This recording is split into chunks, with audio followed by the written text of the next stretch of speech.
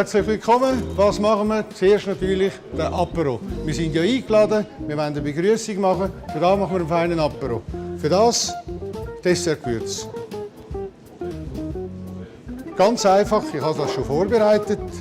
Ich nehme das Dessertgewürz, tue das im Wasser aufwärmen, dass das Aroma von Vanille, Orange, Zitrone, Nägeli wunderschön vorkommt. Und so kann ich das nachher ganz einfach schön Flaschen abfüllen. Hier dazu tun wir einen feinen Weisswein, natürlich aus der Schweiz. Das sieht doch schon fein aus. Voilà.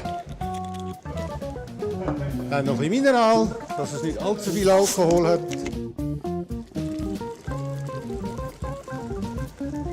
So. Dann habe ich weiter noch vorbereitet feine Orangenschnitzli, die ich zweiggeschnitten habe. Zitronenschnitzli. Und den Pfefferminz habe ich gerade auch noch gefunden, einen schönen. Da gibt am Schluss noch ein bisschen Pfiff ins ganze Zeug. So, können wir das noch mal ein bisschen nachfüllen.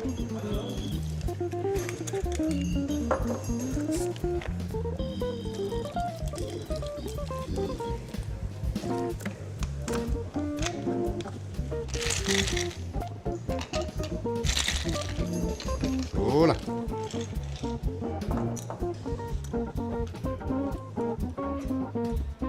So, jetzt haben wir den Cooldrink fertig. So ist der fein zum Probieren. Schön gekühlt. Gemacht mit unserem Dessertgewürz. Das Rezept findet ihr im Internet. Ganz einfach zu machen für jeden.